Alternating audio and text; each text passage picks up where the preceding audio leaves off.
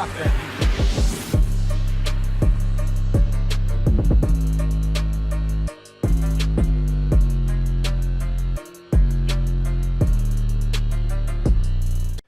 Okay, so video scheduling is going to be weird for the next couple of days because I wanted this to come out yesterday, but I got extremely lazy yesterday and didn't watch the latest episode of My Hero Academia, and I didn't record, obviously. So you're going to be seeing this today, and depending on what happens later today, I may watch Persona, and I might upload the video, my review of it today or tomorrow. And if that doesn't happen today, then it'll go up tomorrow. And then there was a video that I said I wanted to do, and it was games that I really wanted to see at E3. But turns out there are a lot of games that I really want to see at E3 this year. So the idea for the video, I hope that eventually that video will come out, and hopefully the next day, either depending on what happens, either tomorrow or the day after.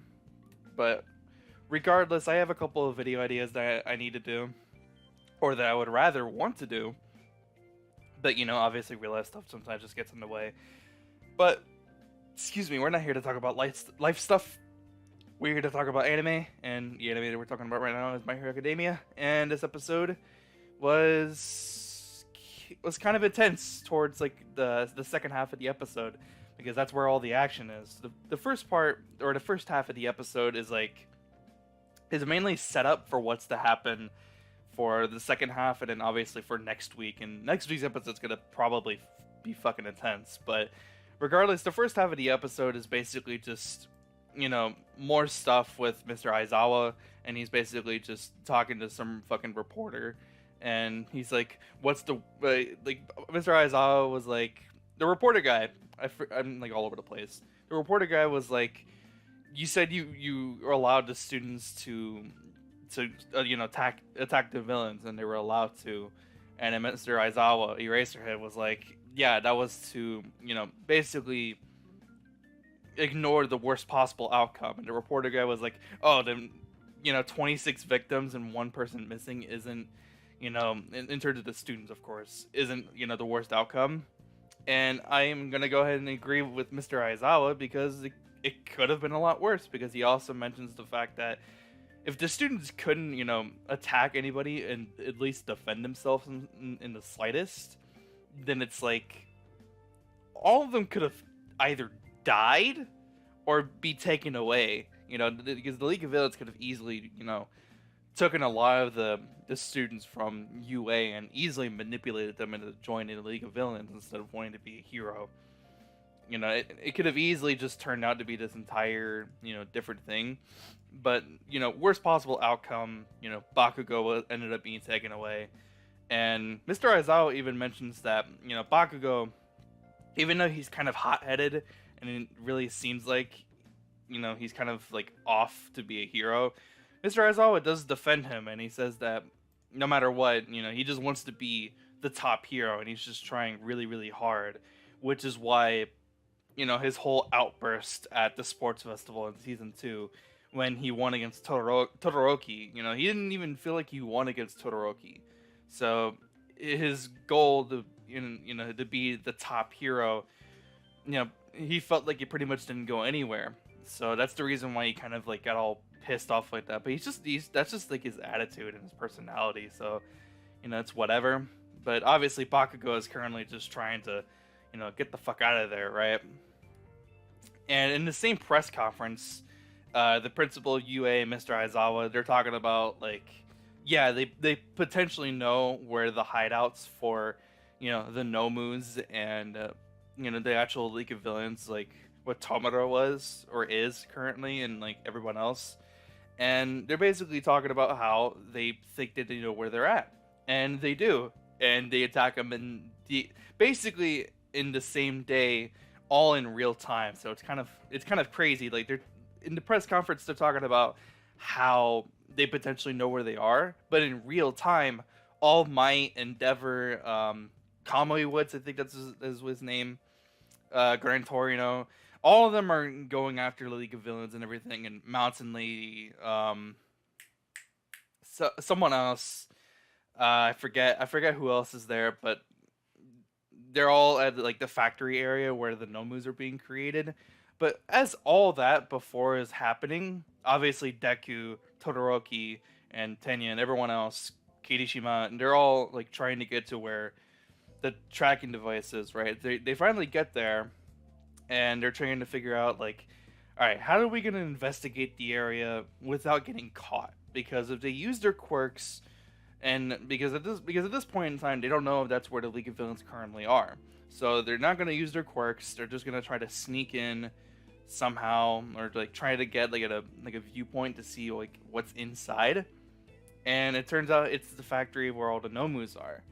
And I was wondering what this is gonna lead to last week, but it turns out it leads to something very, very, very, very big. And when I say very big, I mean like main antagonist, big boss motherfucker big, right?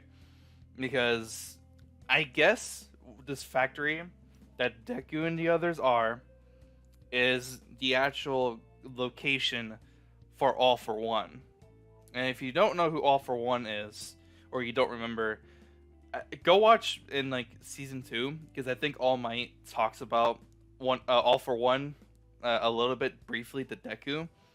And basically All For One is the reason why All Might, he has like the two forms where like he's big, buff, and huge, and then like he's like scrawny, skinny, and small. So people call it small might, which I think is kind of funny.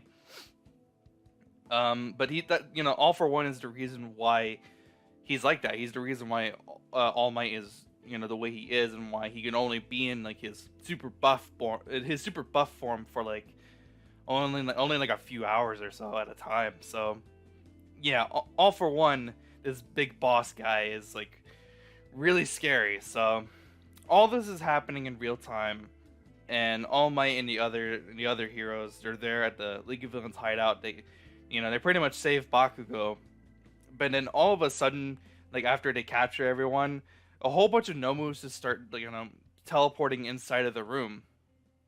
And at first they think that it's Kurogiri, which is one of the League of Villains, right? But he was actually knocked down and put to sleep by one of the other heroes. But then they're starting to be overswarmed by Nomus inside of the League of Villains' hideout, and outside of it where Endeavor and most of the police are. And in all this happening in real time, one of the police officers is trying to, talk to one of the other heroes. Genus, I think that's one of the heroes that was there, right? Gets no response. A few minutes before, there was no response, All For One, pretty much reveals himself. And we actually see what he looks like, like from like the shoulders up, like his actual like face, briefly in like the middle of the episode before like we get into the second half. So like in the first half, but we see him like in his full like body, like walking around and stuff, at the factory area, and he just fucking causes a gigantic explosion to, come out of the factory. And they play the credits, but there actually is an end scene after the credits. And basically the whole area and factory that all these heroes and police officers and Nomus are, and Deku and the others as well, it's all like in rubble, it's in flames, everything is just fucking destroyed, right?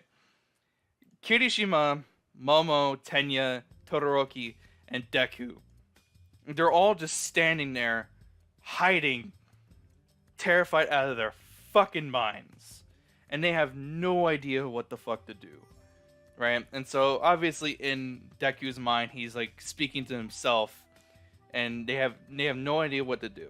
And Deku's first assumption of who this guy actually is he thinks that it's All For One. And just the sheer presence and the spirit of this guy right next to him, it causes them to just like have hallucinations of just death. Just like death of like everything in the area, and it's just it's kind of just fucking terrifying, to be honest. And it makes me a little bit more excited for next week's episode, I'm gonna be honest. I want to see a lot of fighting next episode. hopefully like some All Might versus All for One kind of stuff. I think that'd be dope because they teased the fuck out of it in the intro, and I like really want to see it because that'd be so fucking cool. But man, it's just next week's gonna be fucking cool. I hope there's some dope stuff that's gonna happen next week. It should be interesting. Regardless, that's pretty much the end of the episode. We're gonna have to wait until next week to see. I say next week, but I mean next Saturday.